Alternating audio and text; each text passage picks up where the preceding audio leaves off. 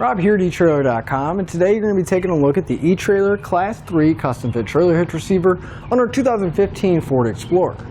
So here's what our hitch is going to look like once we have it installed. It's going to sit right below the bumper, but that flat black finish on it means it's going to blend in really well, and we're not really going to see as much. Main thing we're going to see is that receiver tube sticking out here. And it is a Class 3, so it's going to give us that 2-inch by 2-inch receiver tube opening. So we're going to have the widest variety of options for accessories that we can mount up.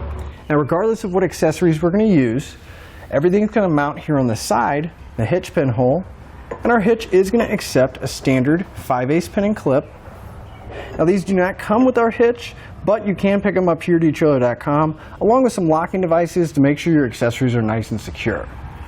Now, obviously, if you are towing a trailer, you have to have a spot to hook up your safety chains.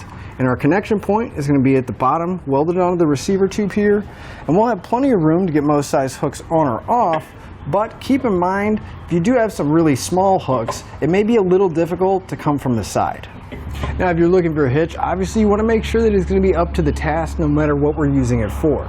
So as far as the weight rating goes, our hitch is going to have a 400-pound tongue weight, which is the maximum downward force at the end of the receiver tube, along with a 4,000-pound gross trailer weight rating. That's how much it can pull, including the trailer and everything we have loaded on it. Now, it is designed to work with weight distribution systems as well, and that's going to be a separate component that's mounted on your trailer. That's going to bump your tongue weight up to 500 pounds and your gross trailer weight rating up to 5,000 pounds. But with all those numbers in mind, you should always double check your Explorer's owner's manual because you don't want to exceed the manufacturer's recommended weight. Now, one thing a lot of customers have been asking about is if the hands-free liftgate still works with the hitch in place. Now, it is going to work, but we're not going to be able to use the spot with the receiver tube right in the middle. So if we just move our leg to either side, we can still use it, but again, just not right in the center. I'd like to give you a few measurements, and these are going to help you whenever you're looking for accessories for your new hitch, like a ball mount, a bike rack, or even a cargo carrier. From the center of the hitch pinhole to the outermost edge of the bumper, it's right about 2.5 inches. That measurement is going to help you out when you're looking at folding accessories to make sure you have enough room and they're not going to come in contact with the rear bumper. And from the ground to the inside top edge of the receiver tube opening, it's right about 16.5 inches. That measurement is going to help you when you're looking for a ball mount to make sure you can find the appropriate rise or drop to match up to your trailer. But now that we've seen what our hitch looks like and gone over the features, let's get it installed together. To begin our installation, we'll come to the back of our Explorer and we're going to need to lower our exhaust down. We're going to have a total of 3 isolators, one at the back of each muffler, and then if we move forward where our exhaust lies, we're going to have another one right there, right by the rear axle. Before we lower our exhaust, I'm going to put a support strap up, that way it doesn't hang down too far or cause any damage.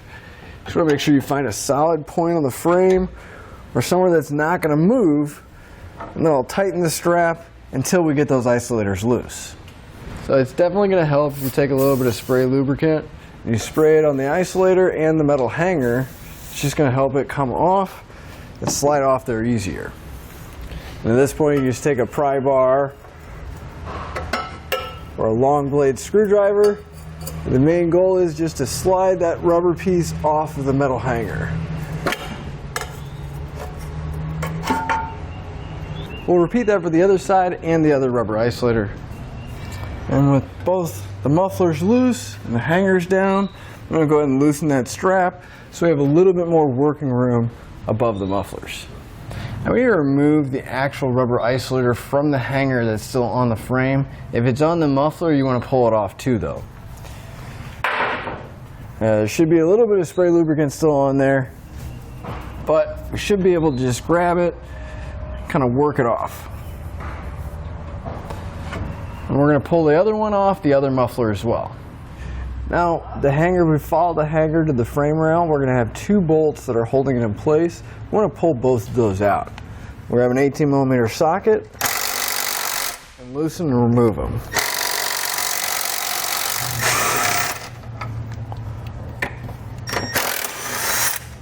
And once we have it removed, we can set the hardware and the hanger aside because neither of these are going to get reinstalled. But we are going to move over to the other side of the frame rail and remove the one from the other side as well. Now, since we removed the rubber isolators and the hangers off of the vehicle, we're going to mount them to the hitch. So we can grab our rubber isolator, we'll grab a bolt out of our kit, And grab a flat washer, slide it over the end of the bolt. We'll pass it through the hanger. We're going to go through from the inside going out. We'll slide on another flat washer. And then we'll grab the nylon lock nut out of our kit. And we'll get this started by hand for right now. It may help if you grab the bolt, just kind of hold the nut in place and start threading it from the outside.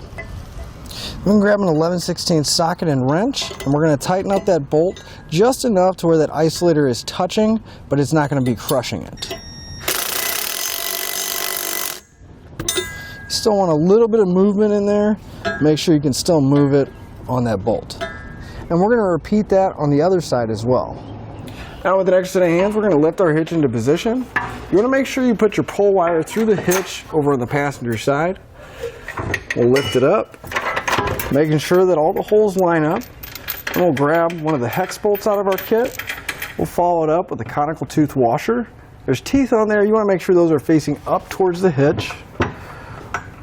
And then we'll just loosely secure one bolt on each side into one of the weld nuts so we can get the rest of the hardware in place. And for our carriage bolt that's coming down through the bottom of the frame, we're going to remove the pull wire.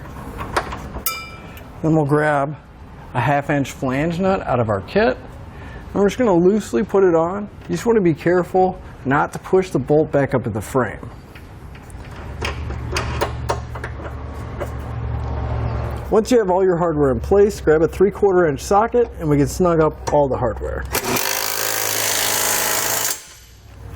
Then you want to make sure you come back with the torque wrench and torque all your hardware down to the specified amount in the instructions. I'm going to go back and repeat that for any remaining hardware that I have. With our hitch torqued down, we can put our exhaust back in place. I do suggest putting a little bit of spray lubricant on the hanger and on the rubber isolator just to make it a little easier to slide back in place. So we'll lift up one side, kind of pull it off to one side, line up our hanger, and push the exhaust over until it slides into place.